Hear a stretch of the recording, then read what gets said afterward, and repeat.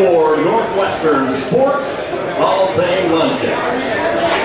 My name is Cody, I serve as the Assistant Dean of Student Affairs here at Northwestern, and I will be your host for our festivities and our lunch this afternoon.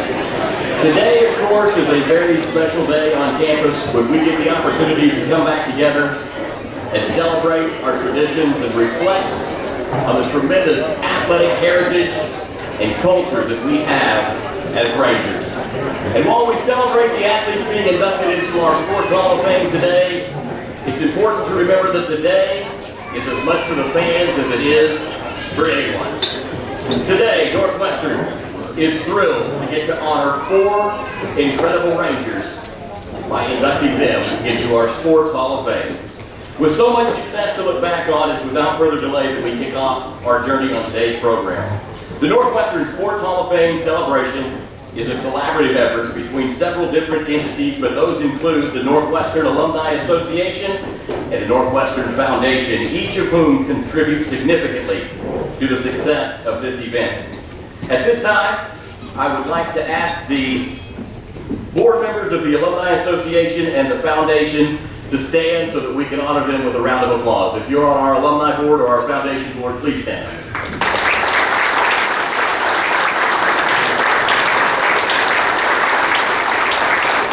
Thank you for all the hours and the continued service you provide to Northwestern and to this Sports Hall of Fame. I have the honor and privilege of working each and every day with some incredibly talented and dedicated individuals who comprise the senior administration here at Northwestern, and I'd like to take a moment to recognize them. Please let me announce each of them here today before we begin our applause. First, our university president, whom you'll hear from later, Dr. Bo Hannaford and his wife Tara. Dr. David Peggy, our executive vice president and vice president for administration. Dr. James Bell, our vice president for academics. Mr. Caleb Mossberg, the dean of student affairs and enrollment management. Dr. Steve Meyer, Dean of the Faculty, Brad Franz, our Director of Athletics, and Ms. Kelsey Martin, the Director of University Relations, along with Ms. Jody Randall, the Administrative Assistant to our President, and of course, Skeeter Berg, who leads our Northwestern Foundation and Alumni Association. If you guys would please stand.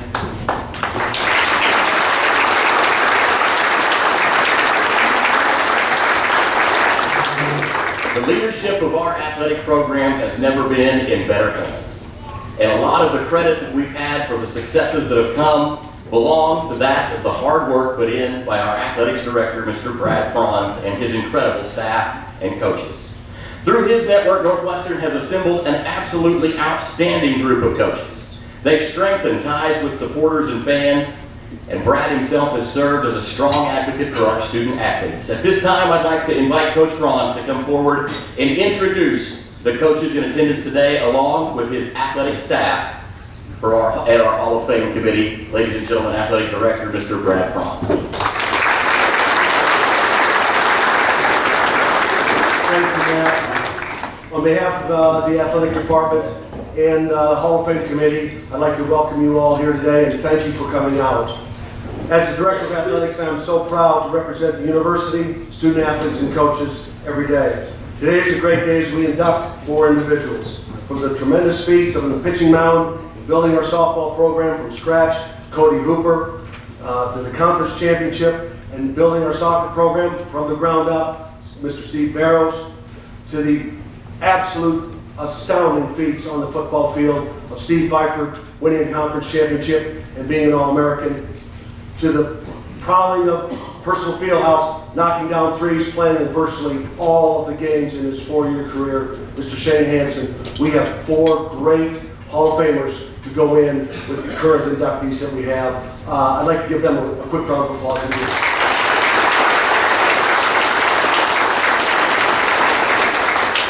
Remember that we do have a place where all 32 classes, it's unbelievable, 32 classes since Dr. Smith started this, 32 classes hang in the Hall of Fame room. It's the area where the concession stand has been converted. If you want to get a picture, if you want to look up past Ranger grades, they're all there, including this class. Everyone's there, and we invite you to get a peek and take some pictures. I want to recognize some people that we have here. First of all, with the Hall of Fame committee. Would you please stand and hold your applause as I read your name? Mr. Milburn Barton, former Northwestern basketball coach and athletic director and current Hall of Fame member. Mr. Joe Phillips, former Northwestern baseball coach and current Hall of Fame member. Mr. John Allen, Director of Alumni Relations. Mr. Tim Lauderdale, Associate Athletic Director. And Andrew Santangelo, Assistant Athletic Director for Athletic Communications. They do a great job.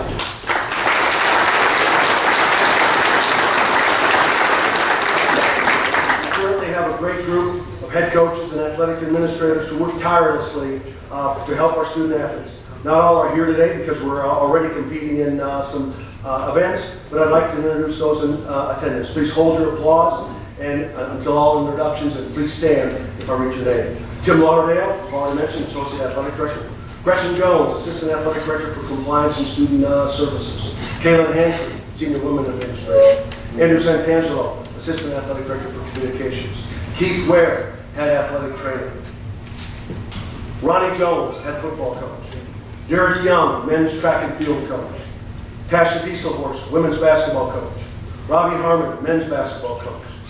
Hall of Famer, Stockton Graves, Men's and Women's Rodeo Coach. Jill Lancaster, Women's Track and Field.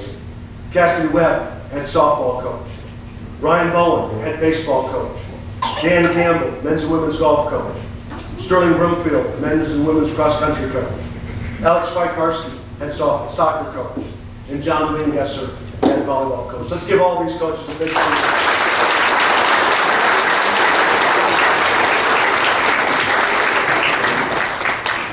I personally want to thank each of you for the support you give our programs as a fan, booster, and community member. Every dollar, meal, donation you make makes a difference for the student-athlete experience we can give these young people, which Northwestern has done for many, many, many, many years, and by many people before me. I'm excited to be here.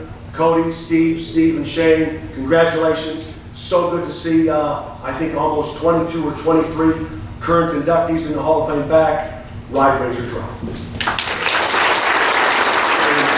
Our Sports Hall of Fame is generously supported by 3 of our local banks.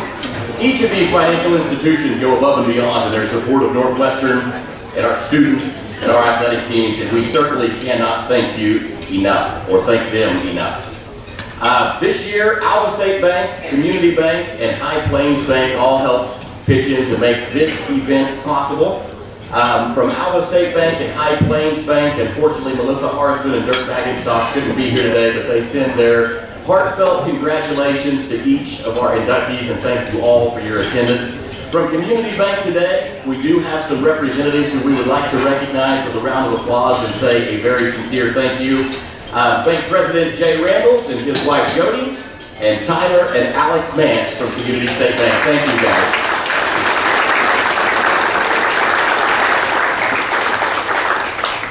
Ranger Nation, it is my great pleasure to introduce to you our next speaker.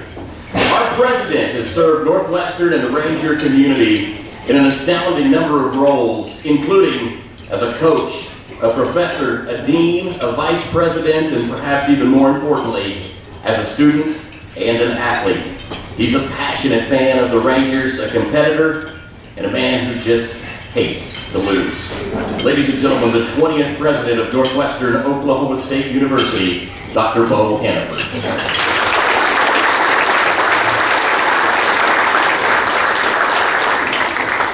Well, it is a great day to be a Ranger today. I want to thank everyone for being here to celebrate the best of Ranger athletics. To our former Ranger greats who have returned, I want to say welcome home. I have a few introductions as well, if you'll allow me. I'd like to first introduce my lovely wife, Tara. Give her a round of applause, please.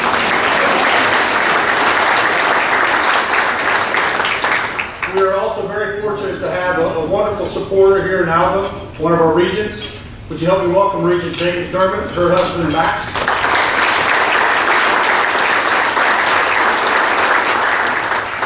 And then I was very fortunate to work for an outstanding leader.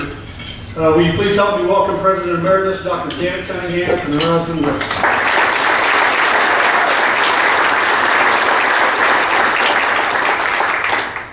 although my executive team was introduced earlier, I just want to tell you I have the best executive team in the country, and I just want to thank them for the work that they do for the success of this university.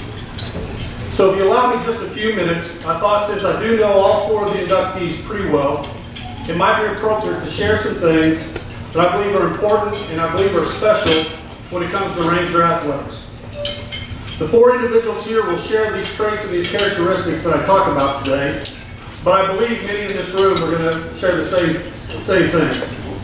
And it's because of our coaches, it's because of our teammates, the university and the mentors that we have, and our community.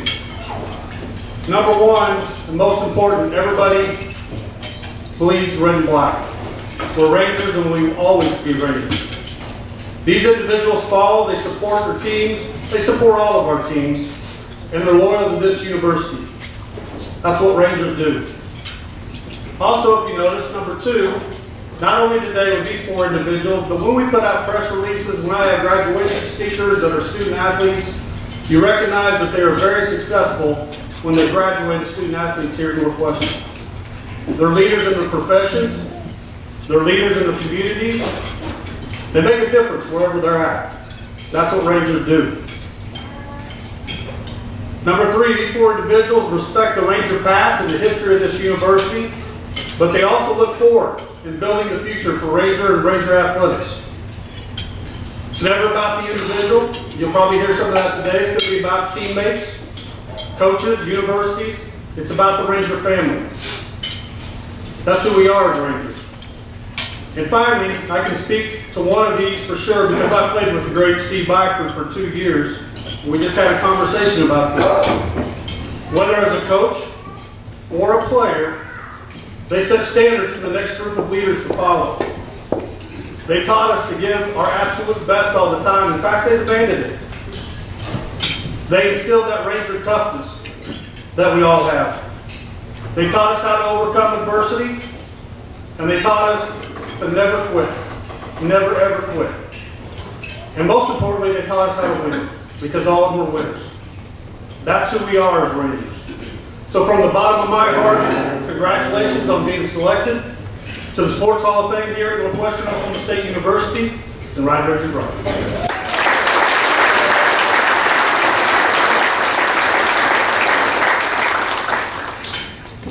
Thank you, President Hamp. At this time, I'd like to ask Coach Franz to come back to the podium to present the recipient of our annual Hall of Fame scholarship. Ladies and gentlemen, Athletic Director Brad Franz. The Northwestern Sports Hall of Fame Scholarship was established in 1999 by Dr. Ray Smith and his wife, Mitzi. Dr. Smith received his bachelor's degree from Northwestern in 1975 and was a member of the Ranger baseball team. He later became Northwestern's baseball coach and athletic director, and is someone that I highly respect. Northwestern inducted the first class in 1993. This scholarship honors a Northwestern student athlete who exhibits the highest levels of character, integrity, athletic, and academic performance. He continues the spirit of those people who built the tradition of athletic excellence and academic excellence along the way. This year we have one recipient. The 2024 recipient is Rosemary Rivera. Rosemary is a junior at Northwestern on the softball team from Jewett, Texas. Rosemary is a premier scholar holding a 3.5 GPA, taking the honor roll numerous times throughout her career, is a very hard worker and highly recommended by her coach, Cassidy Webb. Rosemary is a biology, health science, and chemistry major and wants to go to dental school to be an orthodontist when she's done. Rosemary is accompanied by her friends and parents, as her parents could not be here today. Rosemary, would you please come forward? And would Dr. Smith and Mitzi please come up to have the photo taken with them?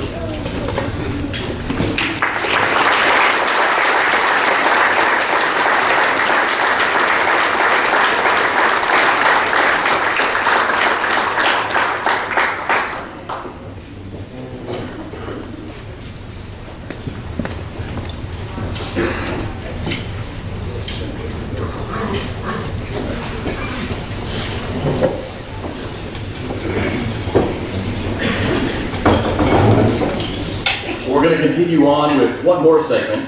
The Northwestern Sports Hall of Fame, for those of you who may not know, was created in 1992 and inducted its inaugural class in 1993.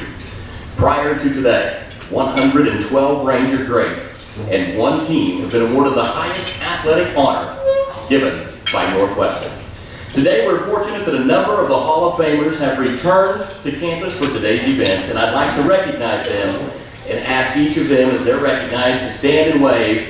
But let's hold our applause until we've completed the introductions. And hopefully, this is the year where I get everybody in the room and don't skip a single one.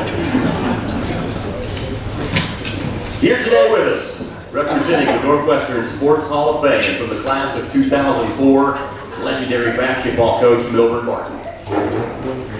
Representing the 2021 class of Hall of Fame inductees is also a legendary basketball coach who shares his name on the floor with Coach Barton, and that's Coach Bob Battisti.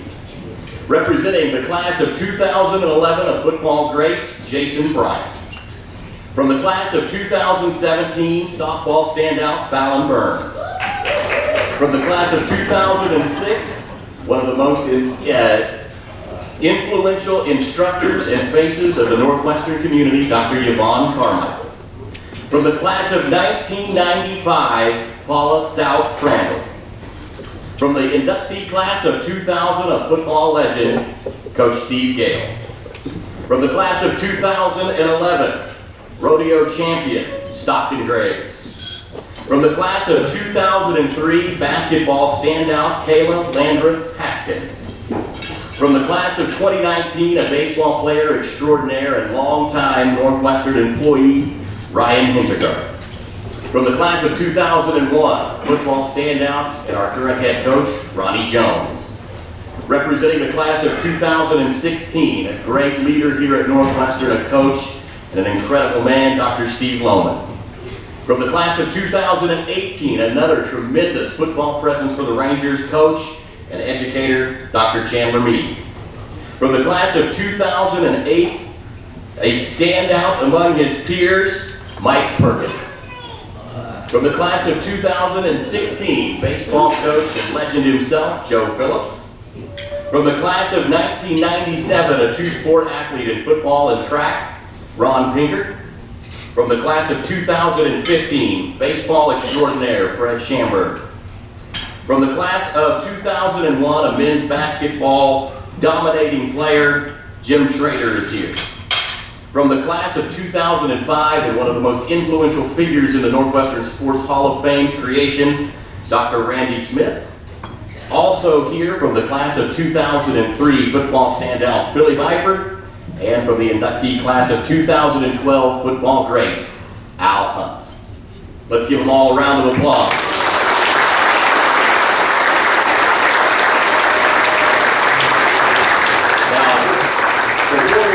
From that, is there anybody in our Hall of Fame that I have missed today?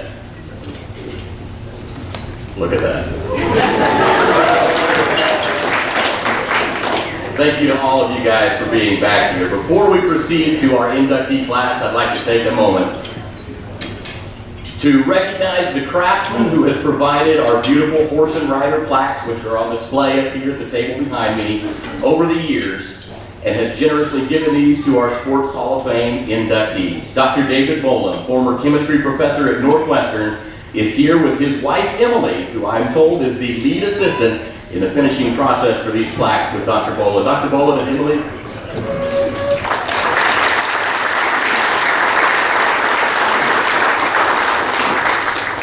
Rangers, it is now my great honor to present to you the 2024 class of the Northwestern Sports Hall of Fame. We'll introduce each one of our inductees and let them individually come up and say a few words. Upon all four being inducted into the hall, I want to ask that each of you inductees return to the front to take some pictures with your Ranger plaques. We will then reconvene and do our second introduction of them as official members of the Northwestern Sports Hall of Fame at halftime in the gymnasium. And for all of you who would like to continue to share memories and greet old friends and members of our Hall of Fame class, in the Health and Sports Science Building, room 110, beginning after the halftime introductions at the women's game, we'll have a come and go reception where all of our Sports Hall of Famers are welcome, and any friends, guests, well-wishers can stop by. That's room 110 in the Sports Health and PE building. With that said, let's move on to to our introduction. Our first inductee today, by my limited research, may be the last all-conference pitcher named in Ranger baseball. Cody Hooper was a 4-year starting pitcher for the Ranger baseball program from 1982 to 1985, and he anchored the starting staff as the team's ace. He was known for being one of District 9's most elite pitchers. Named first team All-OIC Conference pitcher in 1985, Hooper remains in Northwestern's top 5 in strikeouts, innings pitched, and wins in a single season. Cody graduated with a bachelor's degree in health and physical education from Northwestern in 1985, a bachelor's degree in education in 1991, and a master's in secondary education in 2002. After graduating, Coach Hooper spent 30 years in education and coached at the Oklahoma high schools of Moreland, Waukeeta, Duke, Hydro, Easley, and Alba. He is currently the high school softball coach in Drummond, Oklahoma. In 2001, we had the honor of welcoming Coach Hooper back to his alma mater to build our softball program from the ground up. Over the next 13 years, Coach Hooper and his teams accumulated 338 wins. His team played in the Sooner Athletic Conference against the toughest NAIA teams in the country. And during his tenure, Coach Hooper coached 42 all-conference selections, 2 all-region performers, and 1 All-American, not to mention 2 Northwestern Sports Hall of Fame members. Several of those players hold season and career records still to this day in Northwestern softball. Coach Hooper helped lead the Rangers to 6 seasons of 30 or more wins and appeared in 2 Region 6 tournaments with the team. Ladies and gentlemen, our first inductee to the Northwestern Sports Hall of Fame, Coach Cody Hooper.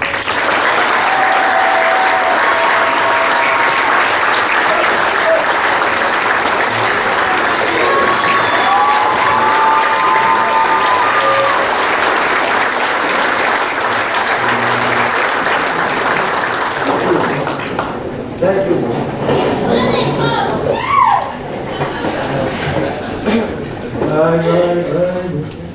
I don't, Coach Batiste did it last time, so I'm not going to take his shtick away from him. Before I start here, anybody know who Rick Pitino is? Coaches college basketball. He said, if you're going to command a crowd, you're going to speak at banquets, you're going to coach, you're going to do these 3 things you got to do. You've got to be knowledgeable of what you're talking about. I hope I remember everything I'm talking about. He said, number 2, you got to be able to speak well. I don't have any problem talking. You guys all know that. And number 3, he said, you need to be pleasant to look at.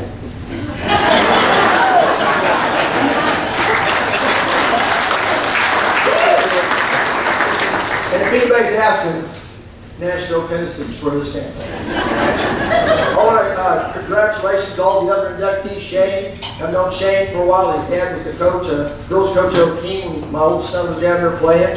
Known him for a while, watched all of his speeches. Obviously, Coach Barrows, I was with him here at the college. And again, still the only guy that will ever win a Sooner Athletic Conference title was Coach Barrows in soccer. And then, you know, Steve, I didn't know Steve. First words I ever said to Steve was back here. But it's not the first time I'd heard of Steve. The year after I graduated, I lived in a rent house with 3 other guys. I'm sitting there one night, and I come home, I meet my burger, and a couple of those guys go, hey, let's go out tonight. And they took off, they left. Well, they come back later, they weren't gone 15 minutes. They come back, and the guy comes storming in, he goes, hey, did you know there's another Byford? I said, what? I said, oh, Bill, and I go, John, he goes, well, there's another one. I said, how do you know? He goes, well, I go out to the bar, and I'm in line, and I see all these people going up there, turn around, going the other way. And I knew one of them. I said, what's going on? I said, there's some dude up there. Every guy that walks in, he's challenged into a fight, calling him a win. I said, I guess there is another Byford. Do you remember that? It happened. Yeah. John, Bill, I'm not making that up, you think? All right, again, thanks to the committee for putting me in here, everything. Just, obviously, I know the list is long, there's a lot of people in there, and I don't have time to thank everybody that came here, so I'll just go really quick on this. Before I start, where's Kayla?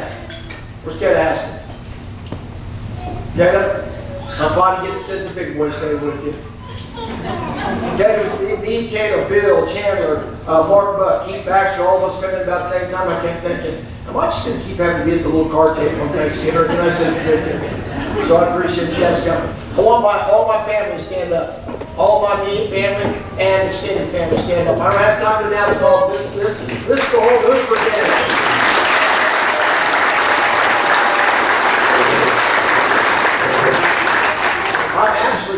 second Hall of Fame who my dad was put in the New Mexico Broadcasters Association Hall of Fame a couple years ago, and he reminded me of that the other night. Any of my Farmington guys, stand up. If you were played with me in Farmington, New Mexico, stand up. Here's some of my childhood friends right there. Thanks for coming, guys.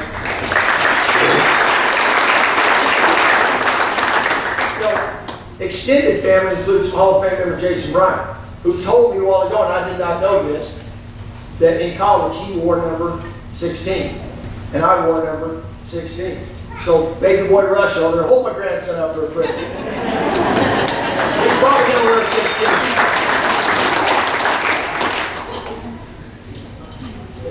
Anybody that played with me at Northwestern, would you please stand up real quick, play baseball with me.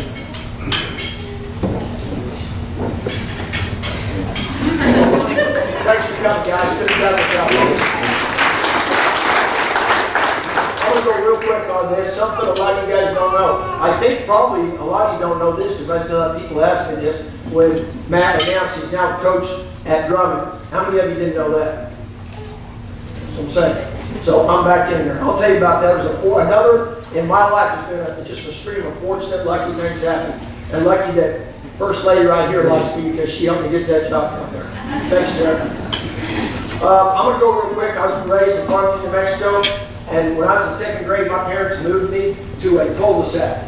And down there was where we played basketball. Right here is where we played wiffle ball, and down there is where we played football. It's before cell phones and everything.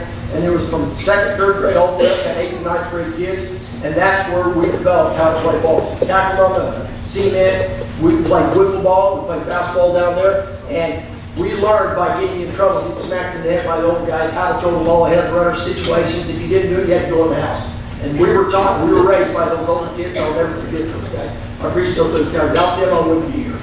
I'm going to fast forward through that. Going through high school, we had, at our house, we had this big rack up there on the mantle, and all the trophies, all of us, my mom, my dad, my brother, my sister, which a guy told a friend of mine, David Myers, the other day, made me a fair that my sister was the best athlete. I appreciate you telling that. Anyway, we had this big rack up here, we all compete for trophies. And we come up there, we have a ceremony as a family. Every time we got a trophy, we put a trophy up there, take a picture, we get something to eat. Huge deal. And my dad was a motocross racer at the time. And my parents, at one time when we went to school, there's two motorcycles sitting out there. All right, let's get it on, I'm ready to go. Not long after that, been practicing on that, racing on that a little bit. My plan to start racing. My dad come home one day, motorcycle was gone. What happened? I had no idea. And my mom gave me some reason, well, you know, blah, blah, blah, this, that, blah, blah. I got to thinking about the other day when I was driving here because my mother's not here. So I called her on the phone. I said, Mom, I got a question. She said, yeah, what do you mean? I said, remember those motorcycles you got back when Dad was racing? She said, yeah. I said, remember when I came home one day and they were gone? She didn't say that. She said, I said, I got to thinking about that.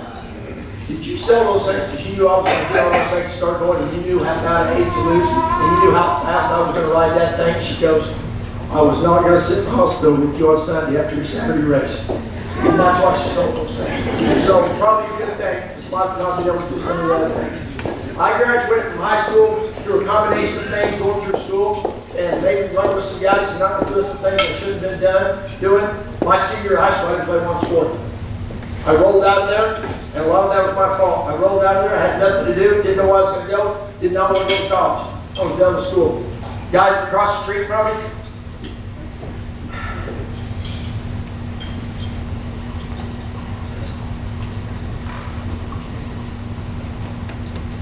his name is Todd Watkins. He is in the last stages of Lou Gehrig's disease.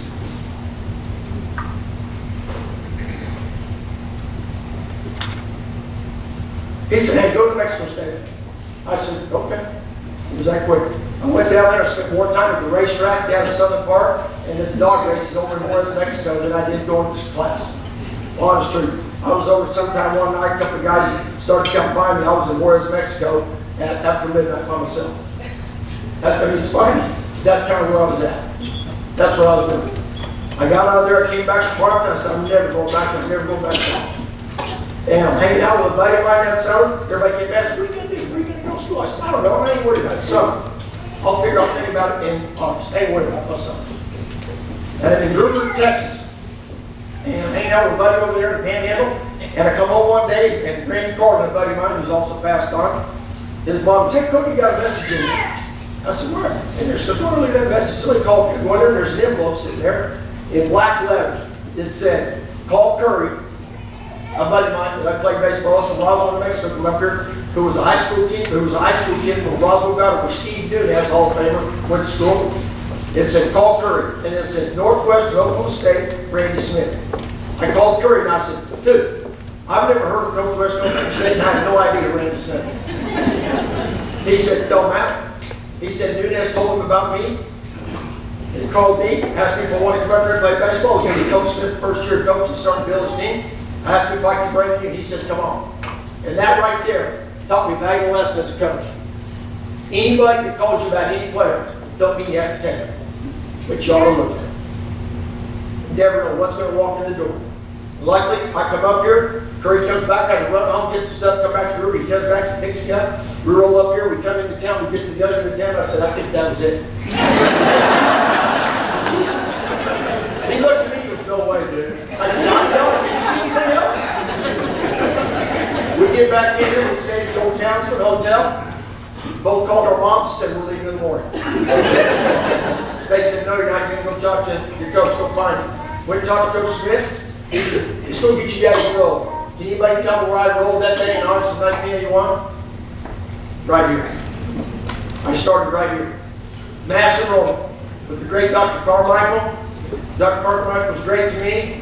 When I got out of here, I'd walk by her in the hallway, and she'd say, how you doing? She'd keep walking. When I got there and I came back here, I said, Dr. Carmichael, I'm serious now. She goes, okay, well, good luck to you. My GPA wasn't good enough to get a teacher ed. I had to go take a bunch of classes for teacher ed. Once I got accepted to teacher ed, I walked in there, put my transcript down. When Dr. Carmichael's there, she looked at 24 hours of straight A. I said, Dr. Carmichael, I told you, I'm not the same guy I was. I'm serious now. I got a wife and I got a kid. From that moment on, Dr. Carmichael took this kid, put her in her hip pocket, and said, let's go. Took care of it. Thank you, Dr. Carmichael.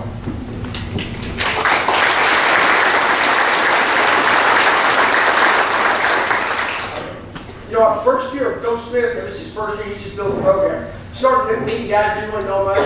And sometime around September, we're fishing for practice when they walk out the hallway, and one of our teammates, Luke, said to us, hey, y'all want a ride?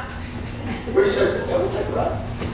We get in this car, gets in there, he starts following around, looking for something, finds his cassette. He already knows. I think, all right, go home. What are you guys supposed to do out here? Throw some Led Zeppelin in there. He said, we're going to get ready for practice. He plugs that thing in there, turns it up, leans back there in his deal. Olivia Newton-John, let's get this. And he's not only got it in, he's singing, he's looking at me. I just looked back at Kirby, Kirby just staring at him, like, good on it. We got out of the car and I said, dude, what have we got him to? One of my center fields, great Ronnie Anderson, right there. So long way up here from Galaxy, Texas.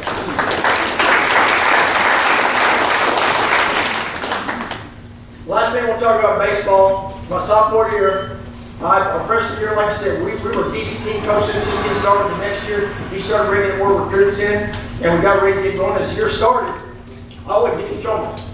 I was coming in from relief every now and then. We'd go play some big teams. I was just an afterthought over there. And I was thinking, what's going on? What's going on?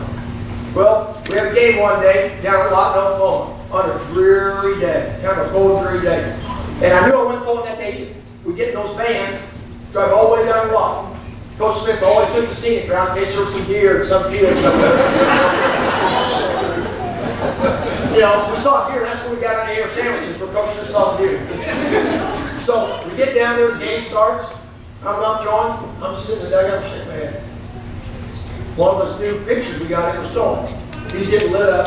It's about the second inning. Coach Smith comes in and he says, hey, go out there and get loose. I said, okay. Put my stuff on, head out there, and I don't know if I took Maynard out there with me or Baxter, because one would catch and the other was at the edge. Whoever went out there with me, I started warming up, and there was absolutely no focus, no inspiration.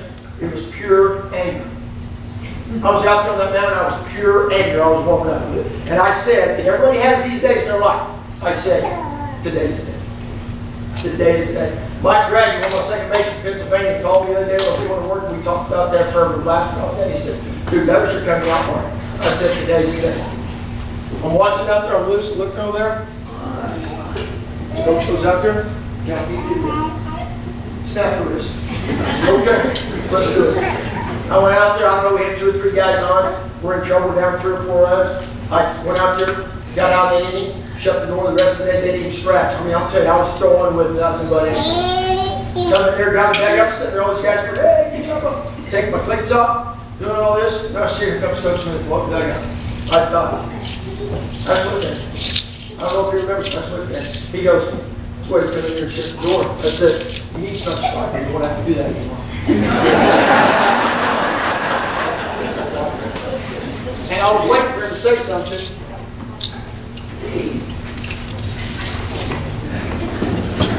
I didn't know what he was going to say, and at that point, I didn't care what he was going to say either. And I looked at him, and I was waiting for him to come back to me, because he was that type of guy. Hey, I'm running the show. He looked at me, and he goes, okay. And he turned around and walked off. And I just went. But from that day on, I was his guy. I was his guy. And that same day, every day, one of our catchers got up, the great Rob Maynard, sports player at Northwestern. Maynard showed up in the practice just so I can tell the story. I'm telling you, just so I can tell the story. It's a true story. We're playing out there, and Cameron had this big center field wall, probably 20, 30 feet each side of center field, 20, 30 foot high. And it was a big field anyway. Dreary day, down the pool, going, hey, we go, get a couple runners on, we need a big rally. Maynard gets up there and hits this ball, and it comes off, and it's going towards the center. And we're all watching the center field run. He's doing this, he's running. And the coach is like, hey, let's go tap. We're going to score some runs. Because the center fielder, the way he's running, he ain't going to get to it. Ball disappears over the top of the wall. And that whole place went silent. Dead silent. And I remember sitting in the dugout when we went over, and I went to Maynard. He comes across first. I could hear the dirt kicking up off his cleats. And I heard him touch second base. It was that side. You know what? The old Rod just kept that water rod. Like he didn't do that. What are you guys looking at? Nobody expected that? I don't think half of us went out the dugout. When you saw sitting in the dugout and looked at it. It was amazing when he did that. You know, finishing up here at Northwestern my senior year, that was our best year, and we didn't have that wasn't the most talented team, I would say. Because I had guys that played in the outfield like Steve Gable, Ronnie Anderson, Gary Davenport, Gary Hammer, David Morgan. Guys played some of the best outfielders, some great defenders. You guys did a great job. That senior year, we were like 1 game away from a tied school record. We just had a lot of good guys that had a great year. We all came together, and that's a whole lot of reason a lot of these stats I got because of that senior class. And again, I appreciate all of them. Thank you guys. Appreciate it.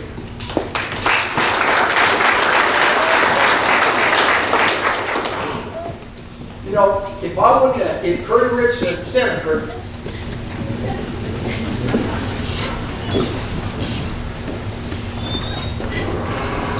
There we go, look at that. When I came back to start softball, Coach Barton said, dude, you ain't got a field, you ain't got a bat, you ain't got a ball, you ain't got a team member. Here's what we need to do. So Coach Barton was taking me down every day down to the business office and having me meet the financial aid with here's what good money. Then a couple days later, take me down to meet the register. Here's the lady with great. A couple days later, he take me down. He said, hey, listen, this is financial aid. He's all good. I thought, man, Coach Barton's he's really getting me going here. But I started figuring out every time we went down there, we also had to go to the mail. We go to the mail room, and we go get the mail. Coach Barton, hey, let me get the mail there, son. Well, let's get our mail there. And he always had boxes. Guess who was carrying the boxes back then? He got me on that 3 or 4 times. I started thinking, Coach, I'll get my mail. I'm good. I can't do it today. Coach Barton, thanks for hiring me. Maybe against your better judgment, but I always thought about that when I was coaching. I thought I better make this guy do good. So thank you. Also, on that, when I got here was Coach Bob Batiste. And Coach Batiste was a guy that Hey Hooper. Now, when you're in college, and this is high school, you got to dress nice, you got to accent, you got to show up, you got to look nice. You're not in high school anymore. Teacher class, you do the right thing. I said, Coach, I'm all about that. So fast forward to year 3. We're playing OCU out here, who's won about 10 national titles. Northwestern was lucky to be on the field. We beat them both games. And there's a little story behind that. I had the fence down, and my outfielders were running down balls and catching everything. And McSpadden was mad when he got there, he was mad when he left. And when the game ends, we're shaking hands, I shake McSpadden's hand, and I head back to my dugout out of that little baseball field by the end of it where we started. McSpadden heads back that way to his dugout, and I hear this loud noise behind me. I look around, I go, what the heck?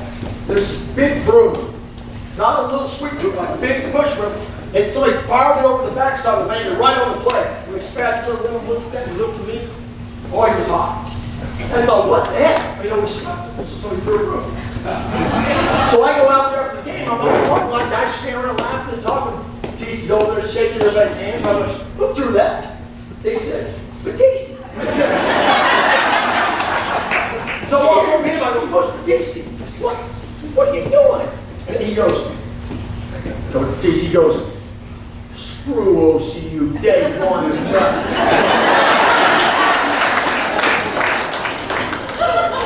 That's a true story. All the softball girls that showed up today, stand up, please. All the softball girls.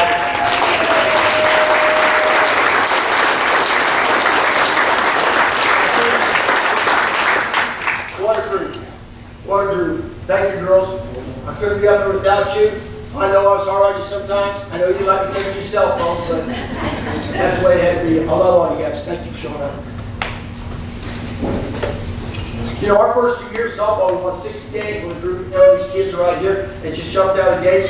And Coach Smith came to me and he said, you know what? You're going to find out however long you're going to be here. You might find out some of the best players you have is in those first 2 years. And he's right. And he's right. Unbelievable. Starting out of the gates with that group.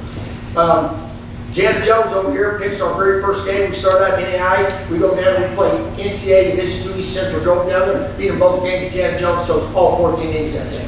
Unbelievable. In closing, I appreciate everybody coming here, doing everything, support me, coach me, you and Dr. Carmichael being head of our deal and doing all that stuff and taking care of me when I was teaching. Other than the day Coach Mead made me have to go to the wellness center because of a couple football coaches, but that's okay. Appreciate that. Oh, I was getting on him hard. Oh, just calm down, listen. Actually, it's like this. Ooh.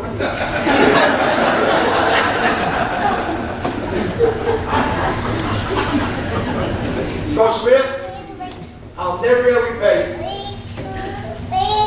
All I say is thanks so much.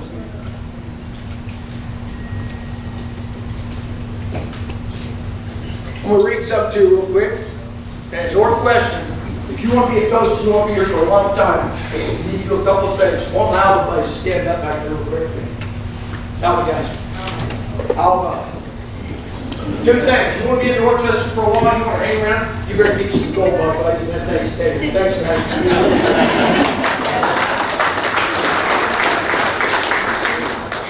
Not too long ago, just in the middle of the day, no holiday, no birthday, no nothing, my phone goes up, I got a text. I look down at this text, and it comes from a girl who came here from California. She had nothing. She had nothing. She showed up with nothing. The whole family came out, she barely had a bag of clothes. She had nothing. She was struggling, thought about going home. I called her.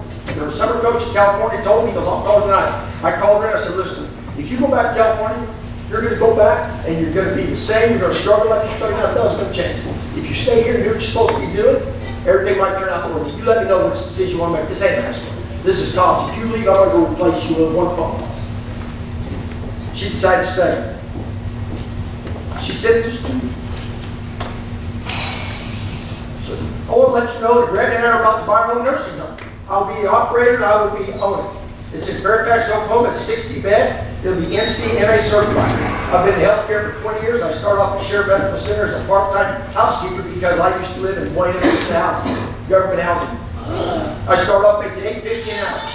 I then became a CNA through the Alma Metro Technology Program. I received my BS in biology with my minor in Spanish from Northwestern. I moved to Stillwater in 2007. I worked on my master's in healthcare administration. I became a licensed administrator, specializing in long-term care in 2013.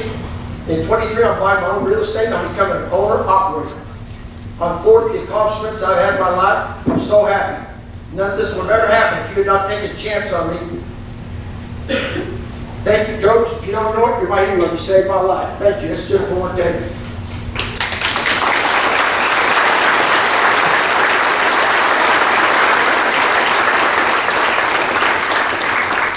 Guys, Thank you.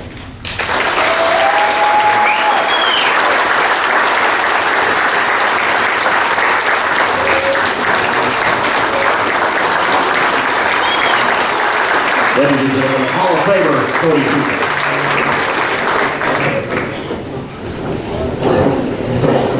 Congratulations, Coach Hooper, and welcome to the Northwestern Sports Hall of Fame. Our next inductee in the 2024 class was a four-year starter for the Ranger football team, anchoring the defensive line. Steve Byford was a two-sport athlete, competing 5 years with the football program and 2 years with the track and field team. Steve graduated with his bachelor's degree in business administration in 1990. Byford and the Rangers accumulated an overall record of 29-23, and he helped lead the team to not one, but 2 football conference championships. He was a member of the 1986 football team, which, by the way, was the first team in school history to win the OIC conference title. And on the 1989 team, his group followed that up by being the second team in Ranger football history to bring home an OIC conference championship. Both teams, by the way, qualified for the NAIA's national playoffs. Steve earned first team All-District 9 defense and first team All-OIC conference as a player. He compiled in a single season one of his best runs, 58 total tackles, including 4 sacks, 4 pass breakups, 7 tackles for loss, all while being double teamed most of the time. Throughout his career, he accumulated 124 solo tackles, 73 assisted tackles, 20 tackles for loss, 10 quarterback sacks, and 4 pass breakups. And again, Steve was double teamed on almost nearly every snap. Throughout his collegiate football career, he was part of the All-District and All-Region teams multiple times. Heading into the 1989 season, he was listed as a preseason All-American and made the NAIA's All-American Honorable Mention team. Byford was considered a team leader, according to legendary head coach Lee Brower. Steve never made excuses. He was easy to coach, and he wanted it to be perfect every single play. Competing in the shot put, Byford helped the 1990 men's track and field program compete in the OIC Conference Championship. Academically, he was on the Dean's Honor Roll. Steve has spent his entire professional career with Walmart, where he's held various managerial positions in 12 different facilities in 9 different states. Ladies and gentlemen, a great Ranger and a true football legend, Steve Byford.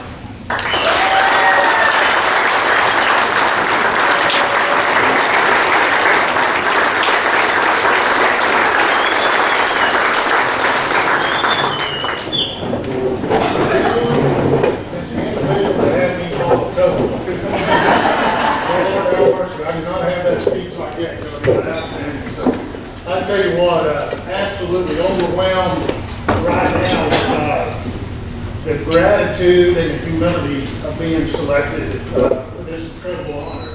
I appreciate it both, and I know everybody has something to do with it here at Northwestern.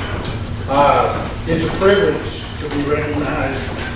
Those names that they call up here, and having the privilege to play with some of them or be coached by some of them, know a lot of those, it is an honor to be recognized with that group, and I'm truly humble from this acknowledgement of my contributions to the football team here at Northwestern. You know, a few months ago, Brad called me and said, "Hey, we've selected you for the Hall of Fame." And since then, I've had a lot of time to reflect on the time here. It's been a while since I've been here. As mentioned, I got out of school, went to work for Walmart Supply Chain. And with that corporation, you know, it's a worldwide corporation, and my family and I have moved around a lot. We currently reside in South Carolina, and so I haven't had the opportunity to come back here as much as I wanted to, but I've had a lot of time to reflect on just how this institution helped shape my life. And I tell you, I owe a debt of gratitude to those coaches, and Steve Dell, Chandler Means, Lee Brower, especially my high school coach, Harvey Griffin. Some of you guys may know him. Kelly Cody is out here. Got a chance to see him. Did not expect to see him. Those folks there, their dedication and their guidance, I tell you what, their support not only shaped me as a player, but molded my character. And they helped me learn the value of discipline,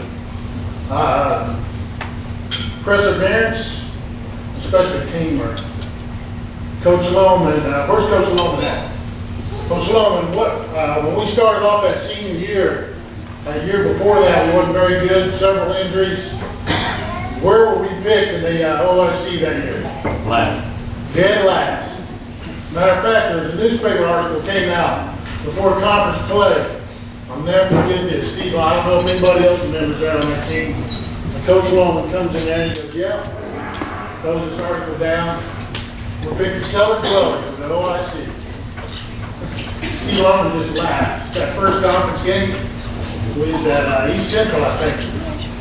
He said, yeah, we're the cellar dwellers. So we're the cellar dwellers from hell. And we're going to break this conference. That's exactly what we did. And we beat those teams. We beat East Central. And one game right there taught me one thing. When we beat them at third place, we go in the fourth quarter. We're down 17-0. And they had it in the bag. And at the end of the game, the score was 21-17. And man, every one of those easy credit individuals, you would have thought that somebody just killed their dog. So that is something else. But we're the cellar dwellers from hell that year. Right, Coach Loman? Yes, sir. So it was a great time. But those guys, those coaches, that became the foundation for my success on and off the field. You know, I love the game of football, but I'll tell you, football is more than just a game. It is a platform for personal growth and development, and I am grateful for the lessons that those teammates and those coaches taught me here at this institution that extend far beyond the game itself. As I reflect on this time, I'm reminded of the incredible support system that's been with me every part of the way. You know, my family, my rock, you guys stand up. My wife, my daughters, brothers. My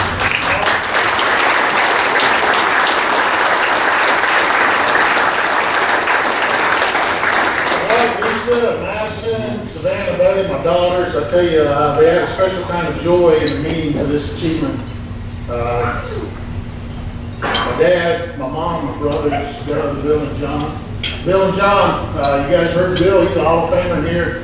But Bill and John played here as well, and this truly is a family for us. Their support's been the bedrock of my journey. Finally, I want to express my gratitude to the friends and teammates I have here. I tell you, some of them are here today. Doug Van Meter, Russell Rock, you guys will stand up. Bo Hanford, playing with these guys. Man, Rick Hensley, Doug Rawlins, a lot of names. I tell you what, camaraderie that was forged here on this campus, on this institution. Those guys, like brothers to me, and I tell you, it stood the test of time, and it's lasted a lifetime. And it is awesome to be able to share this with you guys. So appreciate you coming up. I tell you, in closing, just I want to thank Northwestern Oklahoma State University, Bo, for your support, the Hall of Fame committee, and everyone that's had a part in my football journey. This honor is not just a recognition of my achievements. I tell you what, it's a collective effort, and it couldn't have been done without everybody there to support me. I was going to tell the story on Cody since he told one on me. That wasn't true, by the way. But Cody, I can't talk about that time he came in the dorm. It wouldn't be appropriate. I don't even think the statute of limitations has it. I'm going to bring that up. All right, we'll talk about it later. I tell you what, it's just great. I tell you, I'm extremely proud to be part of the Ranger family. I'll carry these lessons and memories the rest of my life and always. And I appreciate everybody. Ride, Rangers, ride.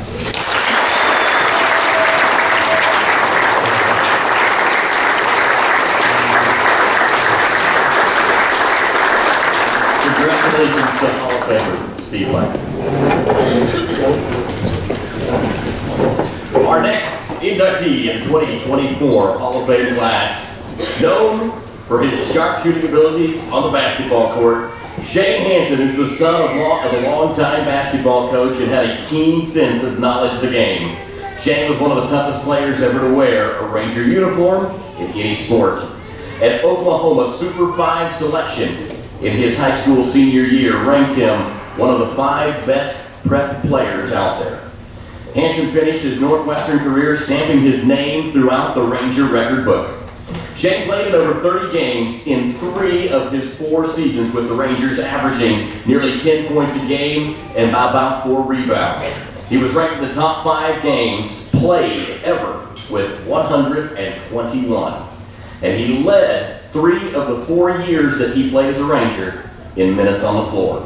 His career best was the 2005-2006 season where Shane averaged 10.6 points per game and 4.2 rebounds with 1 assist and 1 steal. The 4-year starter helped lead the Rangers to 4 straight winning seasons, finishing his playing days with an overall record of 71 wins to just 50 losses. After Shane's final season with the Rangers, he finished 12th in all-time scoring and became the 12th player to join the Rangers' 1,000-point club, totaling 1,149 points in his incredibly impressive career. He was second in his career in three-pointers with 217. Shane earned the Sooner Athletic Conference Sportsmanship Award, was twice selected to the Honorable Mention All-Conference team, and was an academic All-Conference squad member. Shane was also a 2-time NAIA academic All-American, and he was routinely on the President's Honor Roll and graduated magna cum laude with 2 degrees from Northwestern Oklahoma State University. He has a bachelor's degree in health and sports science and a master's degree in education. The Calumet Oklahoma Native became the assistant coach for the Northwestern men's basketball team and was our head cross-country coach, where he built a solid program. Following his coaching days, Shane continued his journey at Northwestern and currently serves as the chair of our health and sports science department and is an instructor in health and sports science education. He is also the current NCAA faculty athletic representative for our university. He's married to Kaylin. They got married in 2008, and the couple have 3 children, Ryan, Sutton, and Stella. Ladies and gentlemen, a basketball sniper and now a Northwestern Hall of Famer, please welcome Shane Hansen.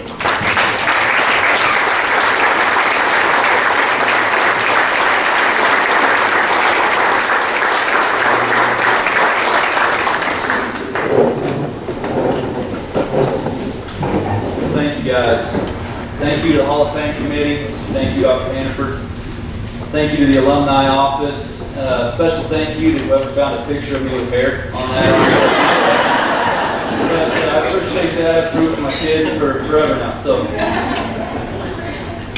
best place to begin for me is to say some thank yous, a few stories, and my wife will bless you really because it's a special place. We all know that.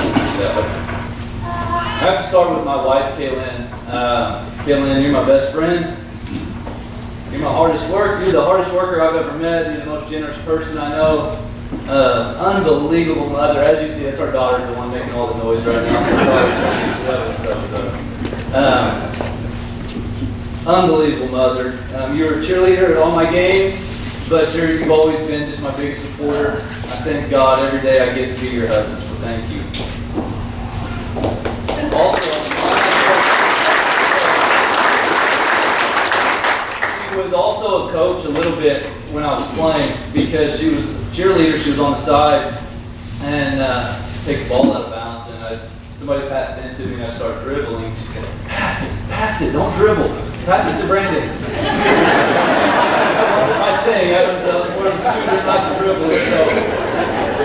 So she's very wise. Ryan, Sutton, Stella, you guys are the best. Yeah, way to go. We love you more than anything in the world. We truly do. Your mother and I, we thank the world of you three. Just always keep God in your life, first in your life. Always keep God first. Work hard. Always be good to people. We love spending time with you guys. We love playing sports with you. We love playing Barbies. So that's everything, right? And movies and trampolines, all of it. We love every second we get to spend with you guys. So thank you.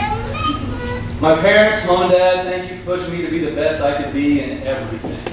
You guys always made sure that we had what we needed. You taught me what hard work was. You taught me how to be tough. You taught me what sacrifice meant. We grew up farming, and I learned very quickly on the farm that you don't quit until the job's done. That you have to finish the job. There's not a clock on the farm. The work ends when the job's done, and I've tried to carry that over into everything I've ever done past that point. My dad was a basketball coach, and then we farmed my whole life, and then he got back into coaching, and he taught me literally everything I know about the game of basketball and still does. He was in the gym the other day with our son, and was teaching him how to shoot, right? And I learned everything I've ever known from him in game basketball. My mom ran track in college. My dad played basketball in college. They're just phenomenal people, and thank you for everything. I just really appreciate that. Letitia, Tanner, Casey are my siblings. I'm proud of each of you. I'm proud of you all and your families. Thank you for being here. All three of you are here today, and I really cherish that. I love you all. Thank you. Richard, Diana, Ricky, Sean, Christina, Danette, my wife's family. You guys brought me in like I was your own, and just treated me unbelievable the entire time. And I learn from you every day. I appreciate you all. Thank you. Thank you for being here. Coaches, I've had too many coaches to even start to list. I tried to go through a list of coaches who've had an impact, and it's just such an enormous task. Here at Northwestern, Coach Batisi, here in the back, Coach Brown made it back. Thank you for coming, both of you guys. Coach Humphreys, you guys recruited me to Northwestern, and I'll be forever grateful for that. There's some just phenomenal recruiting stories in there. The Rowdy Rangers, Coach Batisi had all the Rowdies show up to that game in Eagan. Remember that, Coach? And all the Rowdies showed up. They all had their red jumpsuits or windsuits. This was the area finals game against the number 2 team in state number 1, and they just come walking in, and Coach Batiste told me he had something special for me that night, and he did. And that was a big part of that. Really did play the things like that played a big role. The letters that all of you wrote, Hindu. I got to get that letter too. The letter that everybody wrote. But you guys taught us toughness. We were tough. We were going to be the toughest team on the floor every time we stepped on the floor, period. That was just the rule. Games were easier than practice. Practice was really hard. Anybody that played for Coach knows that practices were just really hard. The games were the easy part. And that's the way it ought to be, I think. And thank you for that. We always felt like we were the toughest team. 2 words we never wanted to hear, though. Coach Batiste would just need Hooper. Those were good. You had the accent down. You had it down, but just line up. That was the 2 words we hated. The teeth. God, Florence Hansen, line up. That way we got on the line, down and back twice, and then we go and do it again. We'd mess up something else, and Coach would tell us to line up. But you gave me a quote one time, Coach, that I still stick with. You said, of course, you said it pretty aggressively. I had a good game and I had a bad game. So what's the sign of greatness, Hansen? I said, I don't know, Coach. Consistency. And I tried to embody that. I've tried to do that in my life, my marriage, with my kids, my jobs, and in different things, and my friendships. So thank you. Coach Franz. Really got to know Coach Franz. We really got to know each other on a Wyoming trip. Remember that trip, Coach? And I was amazed. Coach Franz, he's just an unbelievable worker, but we know that. People in this room, we just know how hard of a worker he is. Unbelievable leader. Coach Franz. You are, I've called you Coach Franz forever, even before you were back as Coach Franz, but you've always been a coach, mentor, somebody I look up to. And that was amazing on that trip to Wyoming. We were in the middle of Kansas or Colorado. We left here at 6 at night and just drove through the night. And Coach, you knew every single spot along the way. We would pass a place, but I just kind of want some coffee because it's middle of the night and we're driving and we're just going to go all the way through. And the coach said, let's not get coffee from that place. It's like 2 in the morning and we're in the middle of nowhere. Coach said, they don't have any good coffee at this place 3 hours down the road. You have to get every one of those stops, too, Coach. And you also have the record for the shortest amount of time spent at a gas station. But you're relentless. You're relentless pursuing your love for Northwestern, your leadership. There's nobody better than you, Coach Franz. Thank you. My teammates, you guys, this is a team honor. This is absolutely a team honor. We had a lot of people that had the same number of points because we shared the ball. We focused on one thing, and that was winning.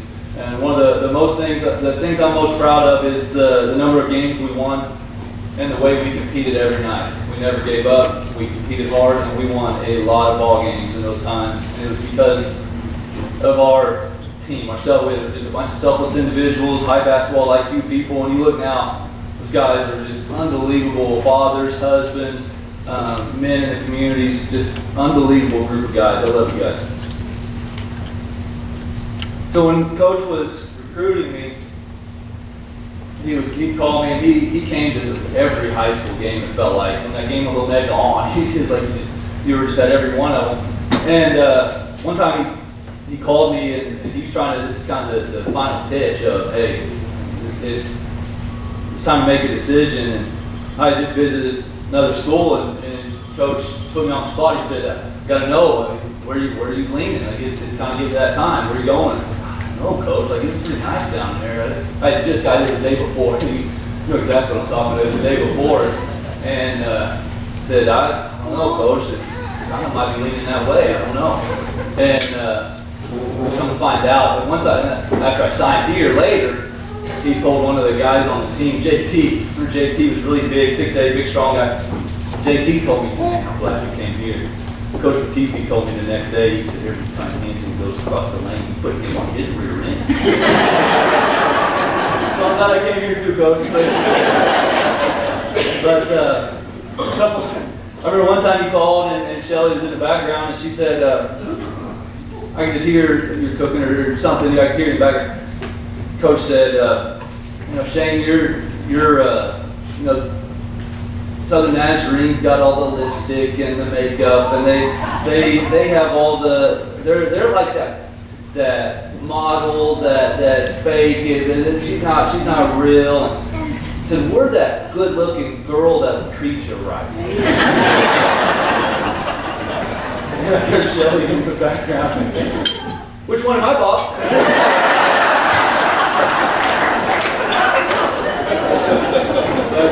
No, you were right though, Coach. My truck does look better in this parking lot. You can always tell me that. My truck does look better in that parking lot. You're right. Beating OCU at home that was one of the major highlights, and Coach represented in his speech when he dedicated the floor. Beating OCU at home, they were undefeated, ranked number 2 in the nation. They would go on to win the national title. We had to win that game and go to the national tournament. That was a big moment for us. And we beat them at home. First loss of the year is the last regular season game of the year.